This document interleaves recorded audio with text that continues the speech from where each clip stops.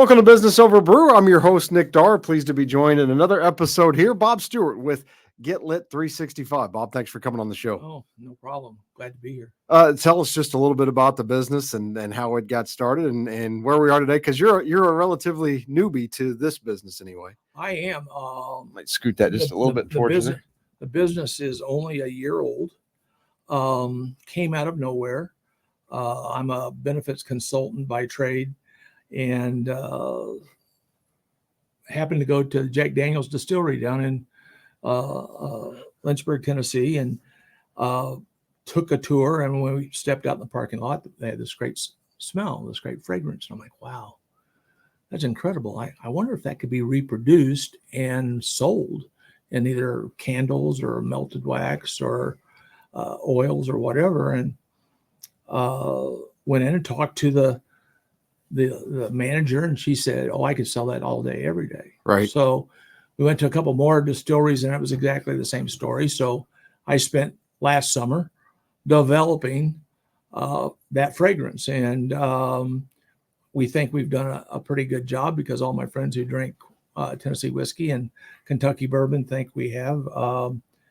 We're an aromatherapy company. Everything we do is either surrounded by those fragrances, or they're an offshoot. So we only have 3 fragrances. One is the original that came from Tennessee. The second one came from Kentucky bourbon. And the third one is back in the 1920s, grandmas really weren't allowed to drink hard liquor. Matter of fact, that was around the time of Prohibition, so hardly anybody was. And they would mix it with either hot chocolate or tea or coffee. So our third one is called Grandma's Secret, and it is a combination of the hot chocolate and the whiskey. So we started the company, like I say, we started developing in June, started the marketing in January, February, and we have more than just that on our website. We have a lot of products on our website, but they're all associated with that genesis. Right.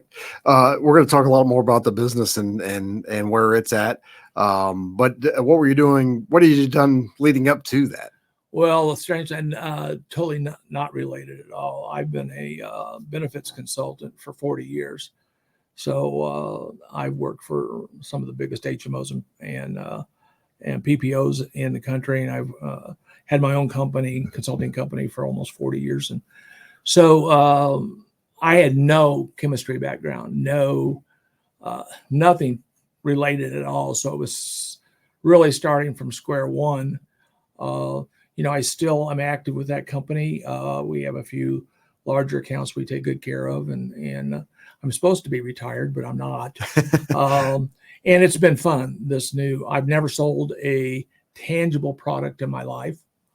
So it's nice to go, so what do you think of this smell? Do you think right. Or what do you think of this cap? Or what do you think of, So that's been the most enjoyable thing. Plus my wife, Leslie, is co-founder, and she's the one that tells me, no, that's not a good idea. Or yes, sometimes she tells me, yes, it's a good idea. Right. So that's why I say it came out of left field. I would have never imagined 14 months ago that I'd be doing this. It's a little, this is obviously a different business than any type of business we've had on this show, because it's really more of it's definitely a tangible product that, we have a lot of service industry type businesses and things like that, but you've really, it's definitely on the retail side, which is not something we have a lot on the show. Talk about that and, how obviously it's not a brick and mortar. So talk about how retail has changed over the years. Yeah, we've been asked, if we're going to open a retail store, brick and mortar, and we said no. Our goal is to be about 90% social media driven. Mm-hmm. We're not there yet. What we have found is, I actually did this study the other day, and it was 98.3, which is probably not really too accurate because I don't remember everybody we've ran our fragrance by, but 98.3 was the number I came up with of people smell our fragrances and they like them. And that's you probably couldn't get that from almost any other fragrance, because it's not perfumey, it's not flowery. It's some people call it masculine, but ladies like it just as well. So what we've experienced is, if I were to bring you samples in and have you look at them, you would probably buy something. When we go to vendor shows, people smell our fragrance and go, "Oh, wow. Do you have that in a melty, or do you have that in a candle or whatever?" Or I told you the story when I first came in, we get a lot of people just see our merchandise, see the logo, and they don't have any idea what company we are. Right. They just like the logo. And for some reason, I know what the reason is. It has a very mixed message to some people. Right. So somebody say, "Well, who do you call on? Who's your potential clients?" Well, our resale clients, our wholesale side, could be dispensaries for cannabis. It could be other liquor stores or liquor distilleries. We've had people say, "Oh, is that a propane company? Is that, Right. So there's lots of different things that our logo could be. But if you look very closely at our logo, you'll see the eyes are both candles, right, and the dots in the eyes are flames. So if somebody really paid attention, they go, "Oh, that must be a candle company."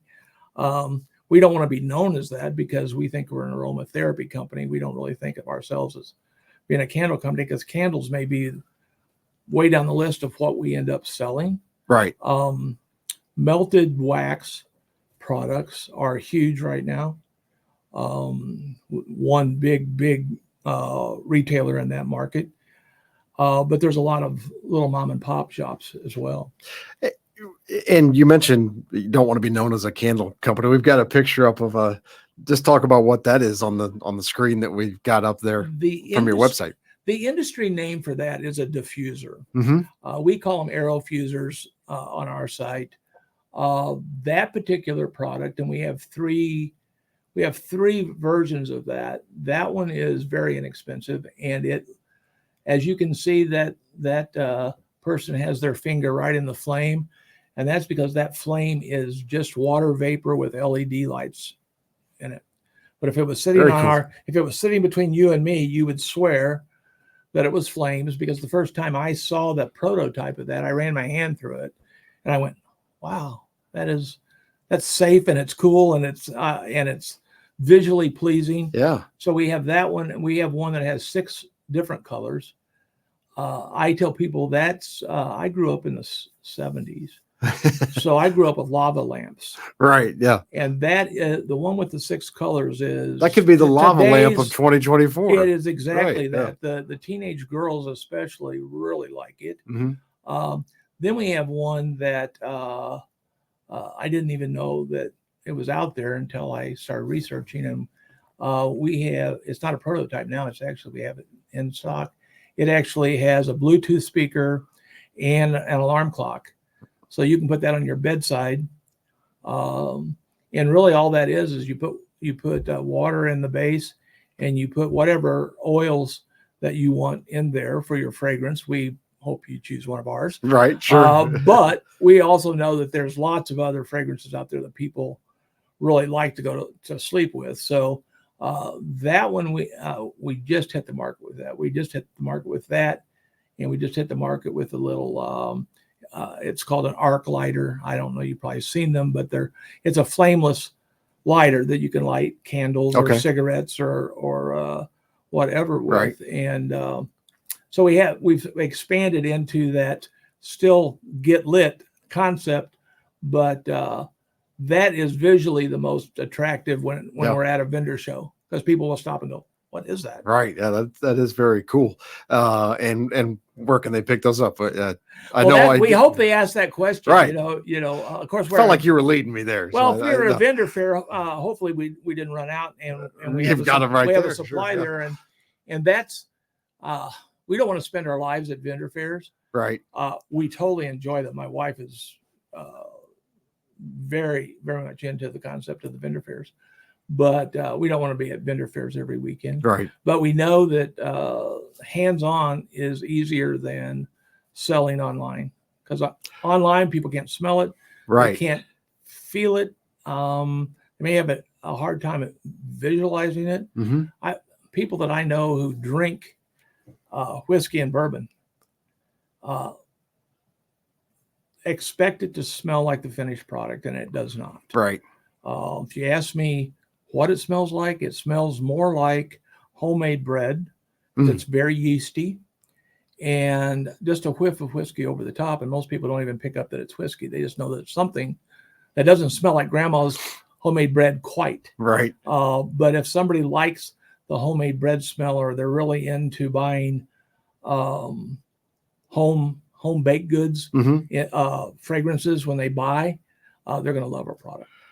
It's an interesting concept in business, just because there are a lot of different directions it could go from, depending, in the future, it could go, it just keeps selling things on the website. But like you mentioned, that's a challenge, because it's something that before people invest in something like that, they probably want to smell it. Yeah, that's why, but getting into retail spaces is another, brand awareness. right. And we've started calling on different types of retailers. I can tell you that we have one here in town that I think you gave me the referral to. We walked into her store, and Rustic Roots. I imagine you're talking about. Yeah, exactly, she's been on the show. So Missy. Hi, Missy. Yes, Missy Bell Yates. Everybody needs to go to her store. I'm bringing my wife with me tomorrow because we have a sales call back, and it's great. It's a great store. It is. She has lots of stuff in there. Some of which could be a potential conflict if you look at it that way. She has some candles and some melted wax products and stuff. We started talking to her, and she goes, well, I really thought about adding a diffuser. And I'm like, this so happens that we happen to have one, right? So calling on them is sometimes the sales call cycle is long, right? Especially if you go down to Lynchburg, Tennessee, and deal with the big boys. Sure. Even though they said they could sell it all day, every day, when they're having to buy it, that's a different thought process, and it requires some time. They have many candles at their location, as do several other distilleries and dispensaries. Dispensaries not so much, but distilleries definitely do. And guess what? None of them smell like their product. I was going to say the unique angle of yours is they smell like lilies, bourbon. or they smell like daisies, or they smell like vanilla, or leather, or tobacco, or right. And they don't have anything that smells like their parking lot. Mm-hmm. Right. So you had mentioned last time we met, which wasn't with mics and cameras rolling, just different strategies for trying to get into those retail spaces and what you offer. How are you approaching that? I know you're only a few months in, but because I've never been a retailer calling on wholesalers. I made several inquiries into people that are friends of mine that are retailers, right? And asked them, when you buy something, how much markup do you expect to be able to afford, and this kind of thing. And we knew we were going to have some people that would go, well, I really can't afford any additional inventory right now, and I'm really not looking to add. And so we came up with one of our we have two contracts. We have a very typical arrangement where a store buys from us at a wholesale discount, and they turn around and sell it. At that point, you're done with the product. We don't care what how much they sell it for. Well, that's not entirely true, but within reason, we right. Yeah. The arrangement is over for you once it's sold. If they never sell any of it, we're not happy because we're not going to get any more sales. But but anyway, that transaction's over. Pretty traditional. It's very traditional. Yeah. So we came up with another idea where our retailers just have a sample case, if you will, on display of whatever products they want to put in it, whether it be diffusers, candles, our lighters. We have a car air freshener that's really cool. They can provide, or they could have shirts and hats too. It doesn't. Right. We don't care. You build your own sample case. Right. And we give them that sample case to put on display. and we give them a card that refers them to their link within our website. They get a commission for the referral, and the buyer, who probably would have liked to bought the sample, but now is going to have to go an extra step to go online, gets a 10% discount. Mm-hmm. So everybody wins. They're not money out. They never sell anything. They're not out of any money. The customers gets a 10% discount that they wouldn't have received otherwise, and then they get a commission for selling it. So we think we answered that objection of, well, you're a new company, right? We already have candles. We actually have, I can't believe I got this far into talking to you. We actually have a product that I invented that they can put in their sample kit, and it's called the Comfort Warmer. And it's called that because on one side of the Comfort Warmer, there's a wax melter, and on the other side, there's a coffee warmer. Oh, there are no other products like that in the country. Very cool. Yeah. Matter of fact, we did about 30-day search looking for competition, didn't find any. So we went to our China suppliers and did a complete search in China as much as we could from the United States, and there weren't any of those over there either. So it's really cool, and we're kind of feel like we're a little bit God ordained, and I don't mean that in a sacrilegious way, in that my sister-in-law was very proficient in making custom designer cement appliances or things to sit on your desk, like right.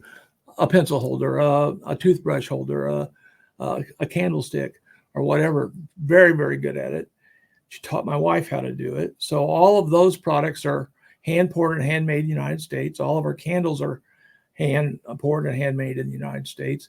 And everything else is either assembled in the United States, unless it came box ready. And we have a couple of things like that, like right. our little lighters. We're not assembling anything. They just have our logo on them. But as much as you can, we believe, we obviously, as a small business, believe in small business USA. Right. Yeah.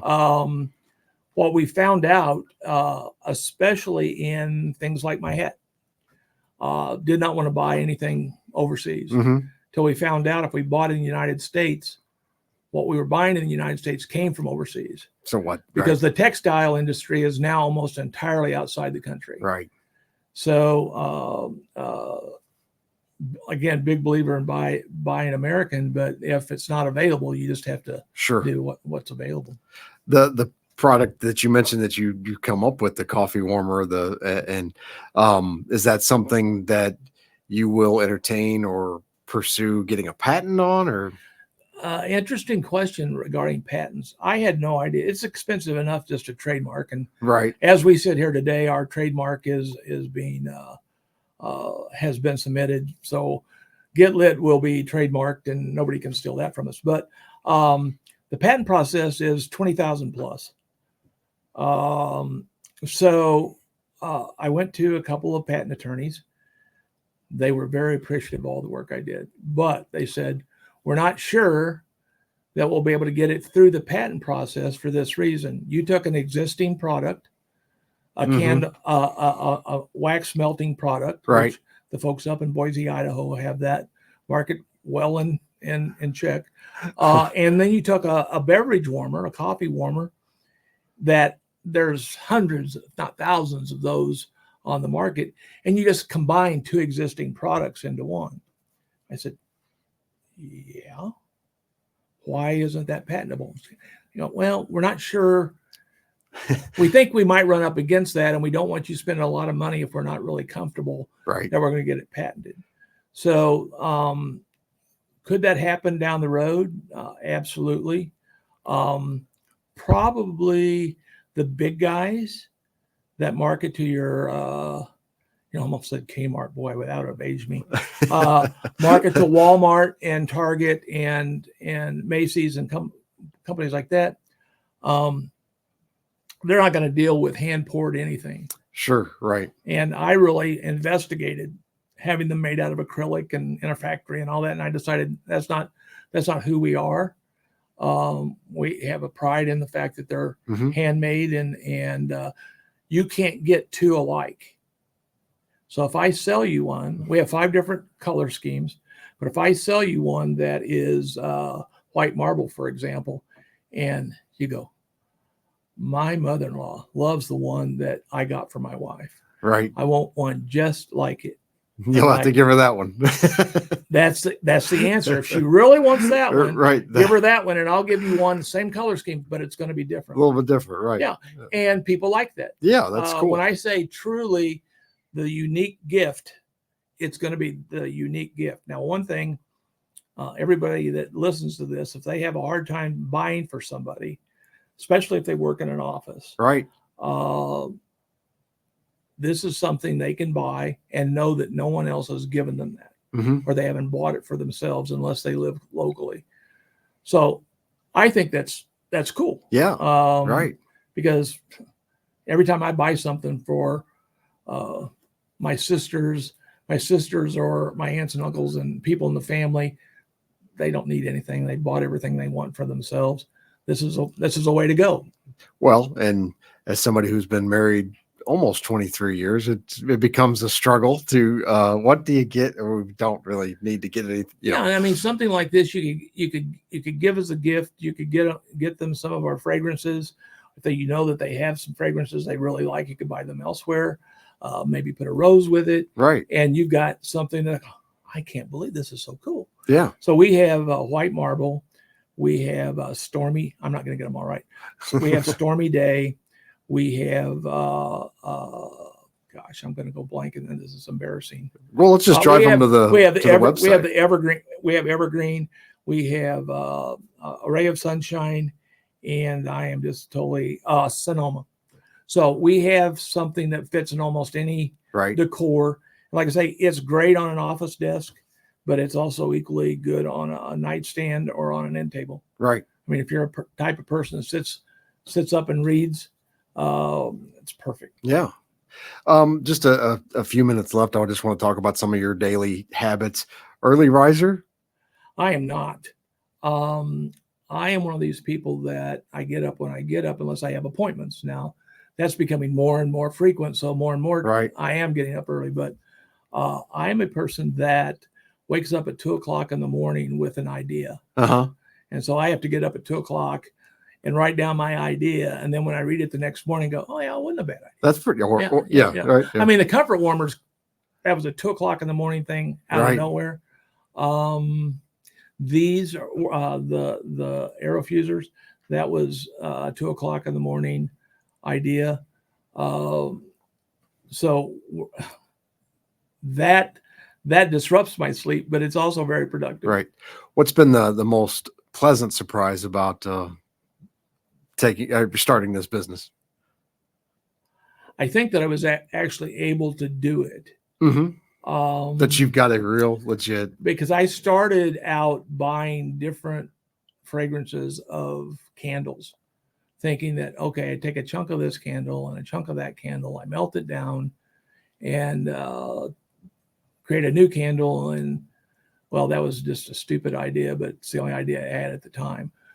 Over about a 30-day period, I came to the conclusion that wasn't going to work. But I also started running across the science of candle making, which is a laborious thing. I mean, it's to do it right. Candle making is not simple. It's not just grab a wax, throw it in a double broiler, and it doesn't work that way. Right.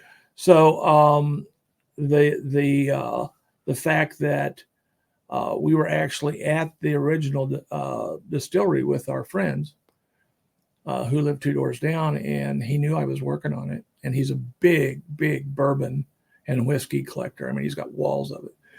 And so when I developed the oil, I took it over to him and I said, what do you think? And his eyes got like saucers. He goes, where did you get that? I said, I didn't get it. I made it. And so the fact that I did that, and then even with no background in that area, really. No. I mean, everybody thinks that I was probably a molecular chemist, right? Or that I had worked in a plant somewhere doing this. No. You're a benefits consultant. Yeah, I'm a bit. Yeah, you want to buy really good, inexpensive health insurance? You call me. Right.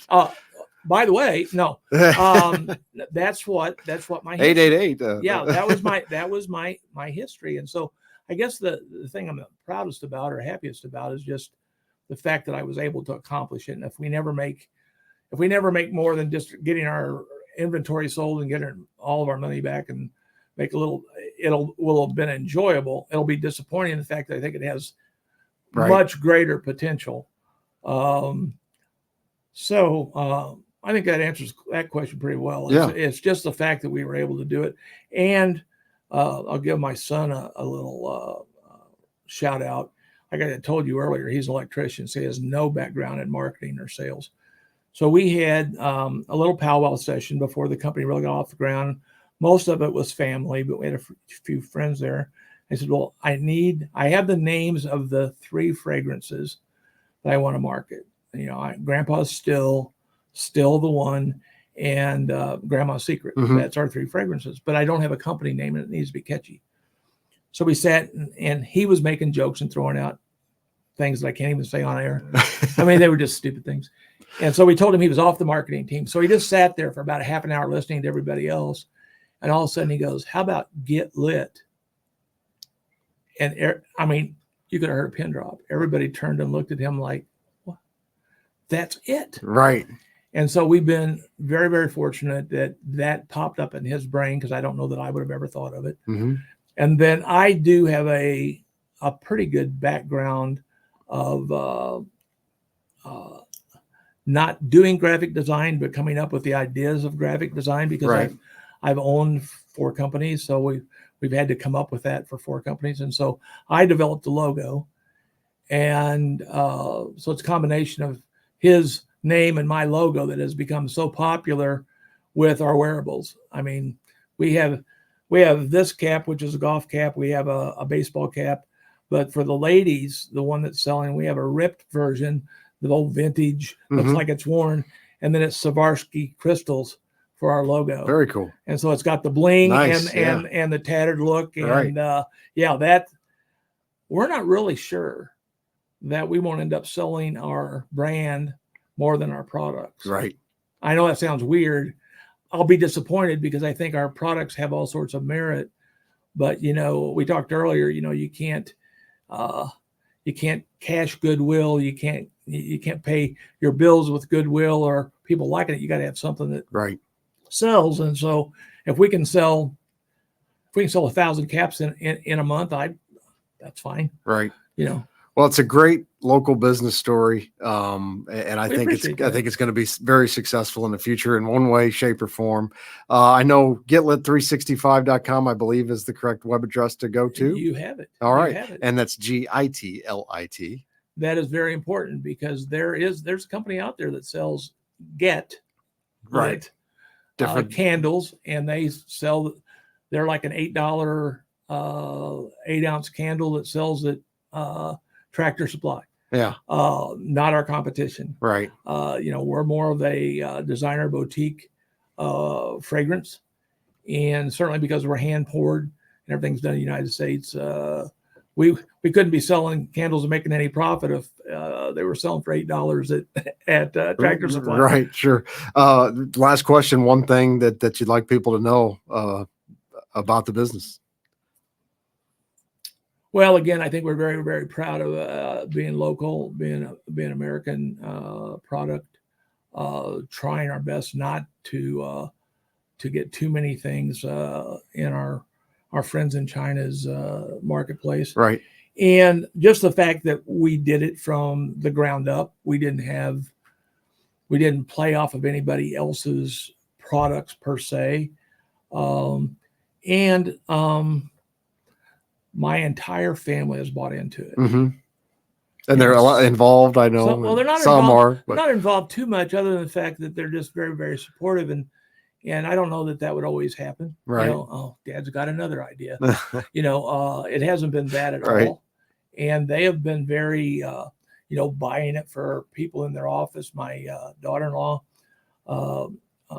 works as an HR director, and she has it at her place of business, and people always are making comments about it. Right. So, that family support and the fact we did it locally in America is good stuff. Well, I hope that you'll still come back on the show when you're a multi-millionaire and have been on Shark Tank or whatever, and highly successful in the future. Well, maybe, I'll call you and say, I can't get back up there this winter. Come down to Boca Raton, and sure, and we'll fly you down. The jet can be out at Mid America in no time. So perfect. Sounds good. Bob Stewart, GetLit365.com. Thanks for coming on. Appreciate it.